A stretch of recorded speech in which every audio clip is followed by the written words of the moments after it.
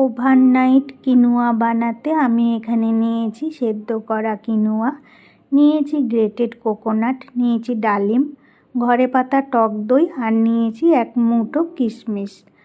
এবার কিনোয়ার মধ্যে দই অ্যাড করে দিলাম, দিয়ে দই আর কিনোয়াকে খুব ভালোভাবে মিশিয়ে নিলাম। তারপরে অ্যাড করে দিয়েছি কিশমিশ আর গ্রেটেড কোকোনাট। সব উপকরণকে ভালোভাবে মিশিয়ে দিয়ে উপর দিয়ে আমি ছড়িয়ে দিলাম ডালিম। ব্যাস তৈরি হয়ে গেল healthy tasty yummy overnight quinoa. এই কিনোয়া কিন্তু স্কুলে অফিসেও ক্যারি করা যায়, খুব চট জলদি তৈরি হয়ে যায় এই কিনোয়ার রেসিপি।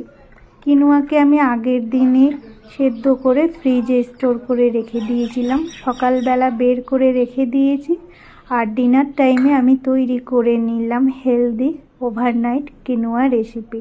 এইভাবে আপনারাও তৈরি করুন আর এনজয় করুন ব্রেকফাস্টে অথবা ডিনারে।